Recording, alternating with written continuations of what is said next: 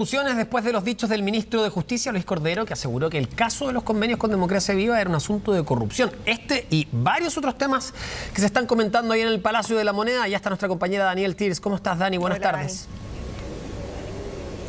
¿Cómo están? Muy buenas tardes. Un día movido en el Palacio de Gobierno, como es tradicional ya cada lunes, pero en las últimas jornadas, sin duda, uno de los temas que se ha tomado en la agenda ha sido el bullado caso Convenios, también lo ocurrido con el robo de computadores en el Ministerio de Desarrollo Social. Y respecto a eso, hay una información que se conoció esta mañana que tiene que ver con una querella criminal presentada por el Consejo de Defensa del Estado por el robo que afectó precisamente al Ministerio de Desarrollo Social. Una querella interpuesta contra Miguel Ángel Apablaza, que está actualmente privado de libertad y que es el imputado en calidad de autor del delito consumado con robo con intimidación. Y también la querella es contra Elena Cecilia Rojas Crespo como autora del delito de receptación de especias y contra todos quienes resulten responsables. Parte de lo que ha ocurrido durante esta jornada respecto a ese caso en particular, el robo de computadores, que también ha generado cuestionamientos a la figura del ministro Giorgio Jackson, que se suma, ¿verdad?, al ya bullado caso Convenios, que se inicia con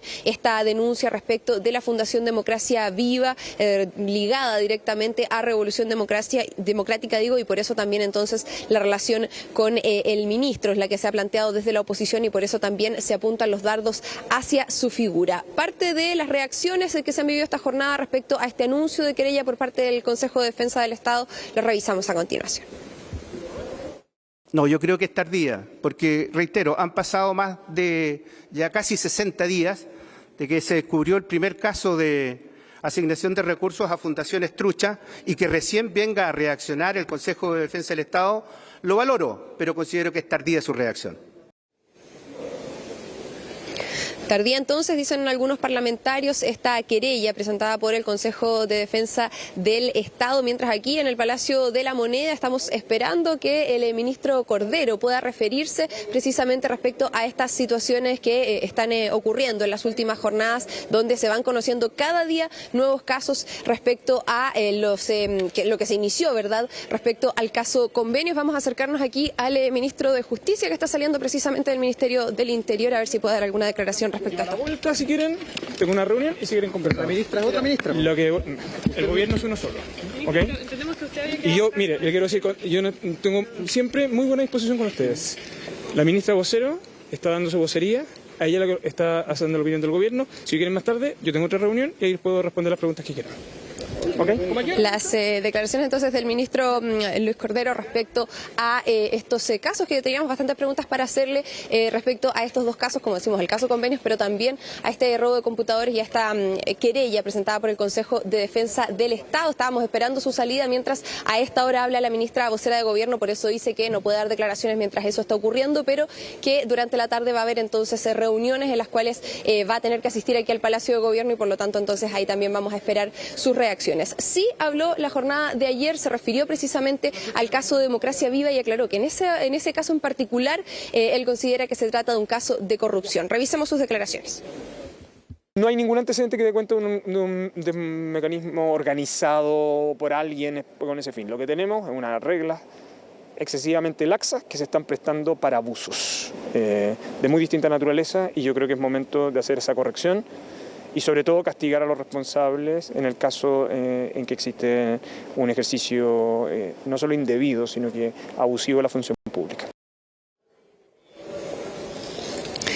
Un uso entonces no solo indebido, sino abusivo, dice el ministro de Justicia respecto a lo ocurrido con los distintos casos de transferencias que, recordemos, están ya en manos del Ministerio Público en diversas regiones de nuestro país. Y todo esto ha generado también una ola de solicitudes por parte de la oposición principalmente, pero que es respaldada por algunos parlamentarios, principalmente del oficialismo, que apuntan a asumir las responsabilidades políticas. Recordemos que ya hay 5 funcionarios públicos que han salido de sus cargos, hablamos de 3 seremis y 2 subsecretarias, producto de la serie de transferencias que se han conocido y convenios al menos irregulares que está revisando Contraloría, pero que también en varios de esos casos, como decimos, está en manos del Ministerio Público y donde se podrían constituir delitos. Pero se apunta a la necesidad también de responsabilidades políticas que asuman los ministros. Se habla del ministro de Vivienda, donde se originó, ¿verdad?, el caso Convenios en la Fundación Democracia Viva, pero también se habla del ministro de Desarrollo Social, Giorgio Jackson, entre otros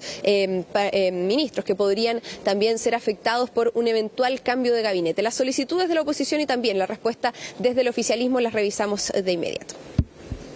Nos vamos muy preocupados, porque tal como ya lo reconoció el ministro de Justicia este fin de semana, acá estamos en presencia de casos de corrupción tremendamente graves.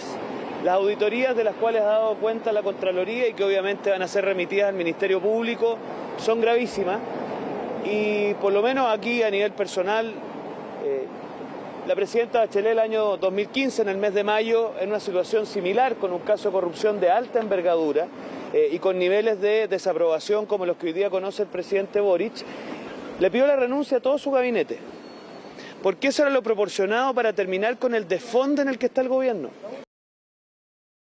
Bueno, eso, como todos sabemos, es prerrogativa del presidente, será él quien haga estos ajustes cuando lo estime pertinente, y nosotros como partidos políticos estamos por colaborar en aquello. No tenemos un pronunciamiento oficial, pero la verdad es que nosotros estamos por respetar la prerrogativa presidencial. Bueno, es la opinión del diputado Chalper, la respeto, pero no la comparto. Insisto, será el presidente quien determine y evalúe la continuidad o no de sus ministros. ¿Pero ayudaría a dar un paso, dar vuelta a la página en este caso? Yo creo que los pauteos de la oposición hacia el presidente no ayudan.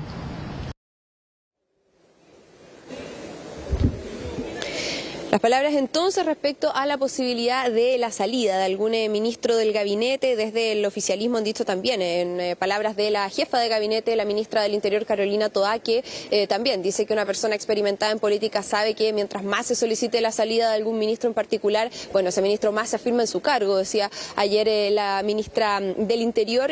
Parte de las reacciones que hemos tenido en las últimas jornadas respecto a estos casos que, por supuesto, se han tomado la agenda pública en un contexto en el que también se está avanzando en la comisión que va a buscar no solo poder avanzar en mecanismos que permitan evitar que situaciones como estas se vuelvan a repetir, sino también dar algunos insumos para que quizá desde el Congreso, quizá desde el Gobierno, se pueda evitar que poder encontrar algunos de los baches que existen actualmente en nuestra legislación para poder evitar que situaciones como esta se vuelvan a repetir. El presidente del Consejo para la Transparencia, Francisco Leturia, se refirió a las distintas propuestas que pueden existir en esta materia. Revisamos qué fue lo que dijo. Chile está viviendo momentos muy complejos en materia de corrupción. Por eso, del Consejo para la Transparencia hemos hecho llegar al Gobierno y al Congreso una serie de medidas que esperamos que se implementen en el menor tiempo posible. Ya estamos atrasados. Si ellas estuvieran vigentes, buena parte de los casos que hemos visto no hubiesen ocurrido. Si estas medidas no se implementan prontamente, el forado va a seguir creciendo y nuestra democracia se va a seguir debilitando.